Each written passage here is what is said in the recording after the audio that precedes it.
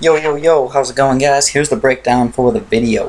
First, I'm going to start off with the strategy, and then I'm going to just basically start talking about a question that somebody suggested on my last video, and I'm just going to start talking about it pretty much however I can. Anyways, let's start talking about the strategy. This is White Moab, and this is an Apocalypse video, and it is no lives lost. It was a little bit difficult, but White Moab is actually a pretty easy map, so it wasn't too bad. I started off with a monkey engineer, and he survived. He made me survive for a pretty long time. And then I got a sniper, and then eventually I upgraded my monkey engineer to 1-0. And right after that, I upgraded my sniper to 1-0, and then saved up for a spike factory. And I got a couple of farms in between that, and right after that as well. And you obviously don't need to farm as heavily as me. I like to farm heavy because I like to get Monkey Super Temple of the Monkey God as fast as possible, just because it makes it a lot easier for me to make my videos. If I stop at level 60 or 55 with a Monkey Temple, I can just let it chill for 30-40 rounds and then show you guys level 80 or 90. And I usually show you guys level 80 or 90 because some people don't understand yet that you basically beat Apocalypse after you beat level like 45 or so. I mean, you could possibly lose after that if you don't build any towers or if you build way too many farms, but it's almost impossible. So that's usually what I do. Anyways, after you get those 3 or 4 or 5 towers, you might want to get a wizard. And you get the wizard because the lead balloon. The lead balloons are pretty gay in pretty much all of Apocalypse mode. They come pretty early. They come right around 18. And even though your sniper can usually hit them, sometimes they just magically get through everything. I don't know how. And it's basically just because you're... Well, yeah, actually, I do know how. Well, what am I talking about? I do know how. What happens is your sniper ends up targeting the zebra balloons and balloons that are actually stronger than the lead balloons, and the lead balloons can just like weave on by and they get through, and then if they get to your spike factory usually is not upgraded to deal with lead balloons, and they just destroy every single one of your extra road spikes, and you lose 23 lives plus any other road spike lives you would have been saved by having those road spikes there. So usually I say just build a monkey wizard just to be safe, right around 22, 24, somewhere in there. Just build one just to be safe. Probably gonna get you quite a few pops anyway, so it's really like, he's like a double positive. So yeah, keep up with monkey wizard. Anyways, that's pretty much it for the strategy. I mean, after you get that, you also get a super monkey just like usual, and eventually save up for a Temple of the Monkey God. And my Temple of the Monkey Gods in this one, I believe, were fully powered. I know I messed up in a couple of my other videos, and I forgot the wizard, and I forgot some stupid stuff. Right now I'm on around 96, actually, so yes, I did at least get to level 100, no problem, with 2 of these monkey temples. And you guys will see that at the very end of the video. Anyways,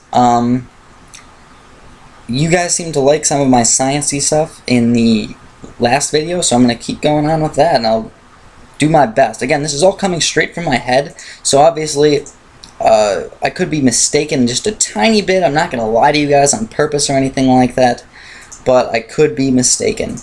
Anyways, who commented and told me to talk about this? Let me check really fast. His name was... Hey guys, what's up? Today we're going to be going over... His name was RarKitty45, and the question he asked was, what do you think about the advancement of technology today? And overall, technology is advancing extremely fast, and I think most people understand that. Unless you're really young, you don't even remember some of the really old technologies that we used to have. If you just think about it, I'm 21, and if you think about some of the old technologies, like I used to play Nintendo 64, those are just cartridge games. There was Nintendo around when I was younger, really young, and Super Nintendo and all those weird games. Also cassette tapes. They didn't even really have CDs yet when I was really young. And then finally when CD players and stuff came out, people were using all those, and then they came out with MP3 players and iPods. So if you think about it, just in my lifetime, how much has technology changed? Quite a bit. If you think about some of the older people, how long 50 years has been when they had TVs that were 300 pounds and were like 20 inches wide, 20 inches in from the top to the bottom, across diagonal. That's what I'm thinking of, diagonal. So yeah, technology is pretty extreme. And let's talk about a little bit more science-y instead of just giving you a broad overview. First of all, you guys might not have heard of Moore's Law. Moore's Law is basically that technology, in essence, doubles every 18 to 24 months. So every 2 years, technology basically doubles. For example, if you had a computer, this is just an example, this isn't exact. If you had a computer that had 2 gigs of RAM or something like that, 2 years later, it would be common to have 4 gigs of RAM. And that's been pretty realistic for the past like 30 years. That's why this everybody knows as Moore's Law. It's not even Moore's postulate or anything like that. It's a fact. It's been a fact for like 30 years or longer. And if you think about the first computers 50 years ago, you know, giant room-filled computers, and now we got computers that are completely tiny little netbooks. Here's just a cool little fact. All of NASA's whole computing power, alright, whole computing power was less than what we have on our phones, like the iPhone and the Android and all those. So, if you ask me, that's pretty ridiculous. We put a man on the moon with less than an iPhone. So why do we play Angry Birds? That's all. Is that what we're doing?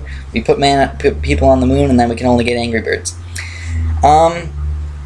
So now I'm going to talk a little bit about the future. If this keeps advancing the way it has been, where it doubles every 24 months, and that's just rough, I mean, it could go even faster than that.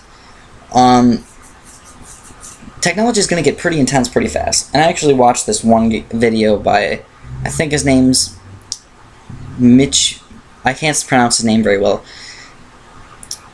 Michio Kaku or something like that. He's a Japanese guy, and he's a really, really good astrophysicist. And he was talking about, he talks about a lot of really weird and cool things, and one thing he talked about was the future of technology. And the future of technology is basically going to be extreme.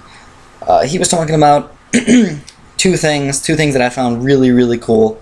The first thing is, how cheap are computers going to be in the future? And if you realize computers are getting way, way cheaper really, really fast. Unless you really like Macs for some reason, which I don't know why you would want a Mac. Macs suck. Anyways, he was talking about in the future, in like 20 to 30 to 40, maybe even 50 years, we're going to have little pieces of paper that look or act like computers, where you could just have a piece of paper that is a computer, you could write down on it, kind of like, not a computer paper, where it is a computer as a piece of paper in like 20 or 30 years, and when you're done with it, you just throw it out, because that's how cheap computers are going to be. I don't know exactly how accurate that's going to be, but that sounds pretty intense if you ask me. The next thing he talked about was how smart are robots going to be? And that's a pretty interesting question if you ask me. I might talk about this in another video. Robots are getting pretty cool. A lot of them are like able to talk back and forth to humans, and they're obviously programmed to do this, but they get very, very smart, and they seem almost human-like. Especially if you have robots that look like humans and then they can talk like humans. Obviously they have an android voice, but it gets kind of confusing.